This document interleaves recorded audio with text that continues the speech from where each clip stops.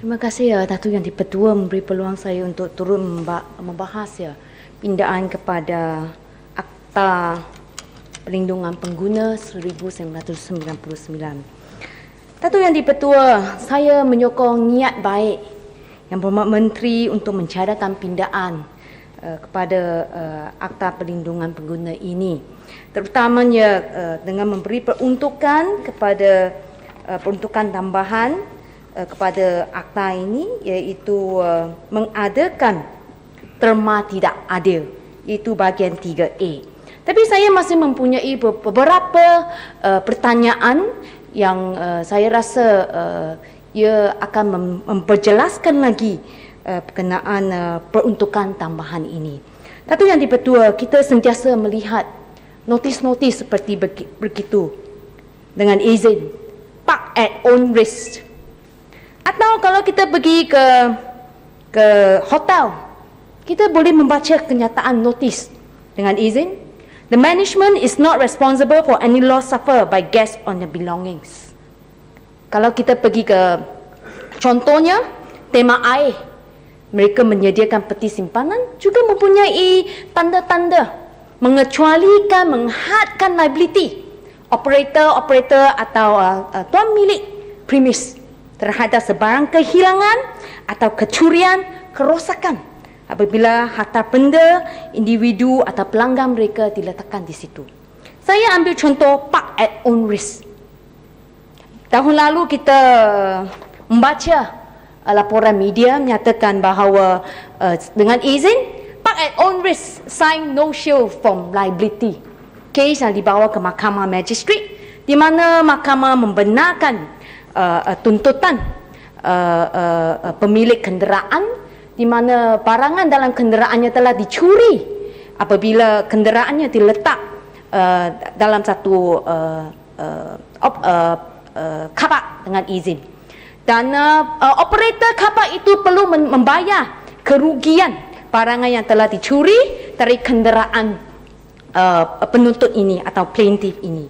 Tapi persoalan yang timbul, Datuk Yang di-Pertua, dengan memperuntukkan dengan izin, kalau kita meneliti seksyen fasa 24D, di mana cadaan pindaan ini memperuntukkan ketidakadilan am yang substantif, di mana ia memperuntukkan ia tidak jika kontrak atau terma kontrak adalah dikatakan tidak adil secara substantif, jika kontrak atau terma kontrak itu tidak memperuntukkan atau menghadkan liability bagi kecuaian. Dalam situasi apabila berlaku kehilangan kenderaan, apakah fasa ini akan terpakai? Tadi saya bagi contoh Datuk Yang di-Pertua adalah kehilangan barangan dalam kenderaan yang diletakkan di tempat meletak kereta. Kes difile ke magistrate. Tapi dengan peruntukan ini, kalau sebuah kenderaan hilang di pusat membeli belah, di mana pemiliknya membawa bayaran untuk meletak kenderaan tersebut, apakah mereka boleh mendapat perlindungan di bawah peruntukan yang baru ini? Datuk Yang di-Pertua, saya mempunyai kes yang baru berlaku bulan yang lalu, di mana pemilik kenderaan meletak kenderaannya di pusat membeli belah, membuat bayaran meletak kenderaan, lepas shopping membeli belah, kenderaannya hilang. Pusat membeli belah kata park at own risk, ada notis. Atau dengan begitu pantasnya dengan izin menolak segala liability, menyatakan dengan notis ini kami tidak bertanggungjawab dan pemilik boleh menuntut saja dari pihak insurans. Apakah dengan peruntukan tambahan ini ia akan memberi jaminan kepada pemilik kenderaan bahawa mereka boleh membuat tuntutan terhadap pembekal perkhidmatan atau operator meletak kenderaan ini? Sebab saya rasa ini perkara sangat penting. Bukan saja pengguna meletak kenderaan, operator meletak kenderaan, tapi juga hotel. Saya ada satu kes tambahan, Datuk Yang di-Pertua, tema air. Buat bayaran peti simpanan, Mereka memberi token RM20, masukkan dalam peti simpanan, lepas tu meletakkan password sendiri. Selepas bermain di tema air, keluar ambil barangan hilang. Pihak operator kata, timpak kata apa?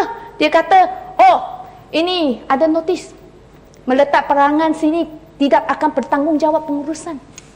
Kalau menuntut, saya ada menghubungi pihak Tribunal Consumer. Saya tanya, kalau kes ni boleh bawa tak ke tribunal? Pihak sebelah tu menjawab, kami akan hanya bayar kerugian RM20 saja. Kandungan dalam peti kami tidak tahu ada apa. Itu kes polis.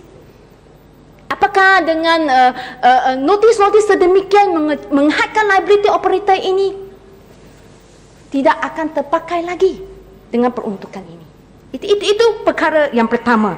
Sebab perkara yang kedua, Dato' Yang di-Pertua, saya ingin menanya Yang Berhormat Menteri berkenaan peruntukan tambahan 24I. Pelanggaran bahagian 3A adalah suatu kesalahan.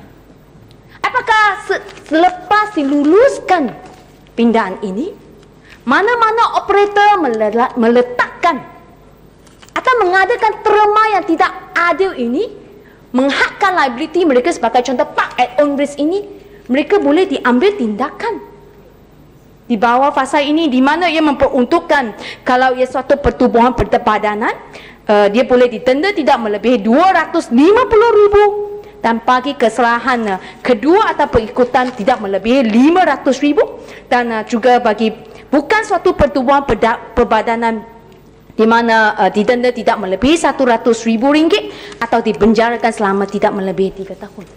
Apakah selepas kelulusan pindaan ini pihak kementerian akan mengadakan satu pemantauan atau mengarahkan pihak-pihak pembekal perkhidmatan ini untuk menghentikan atau menurunkan papan tanda sedemikian?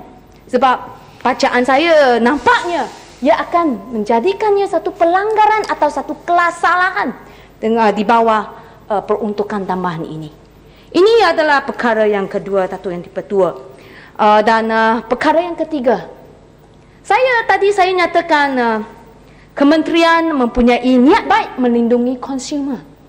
Tapi pada masa yang sama, saya rasa Dato' Yang di-Pertua seringkali konsumer lah yang sentiasa menjadi mangsa apabila ia melibatkan syarikat atau korporat besar yang memonopoli pasarannya. Saya bagi contoh, Dato' Yang di-Pertua. Plus, apabila ia gagal memberi perkhidmatan yang sepatutnya, perjalanan yang lancar, cepat sampai ke destinasi mereka, kerana kekurangan atau kesesakan jalan laluan itu mengakibatkan perkhidmatan yang sepatut diberi tidak dapat diberikan, kemana konsumer boleh pergi, Dato' Yang di-Pertua? Ini monopoli. Di mana perlindungan kepada konsumer? Satu, TNB, Tenaga Nasional. Apabila bekalan elektrik sentiasa putus, mereka tidak memperolehi perkhidmatan yang sewajarnya, yang dijanjikan dengan bayaran yang diberi. Kemana mereka boleh pergi? Perkara kedua,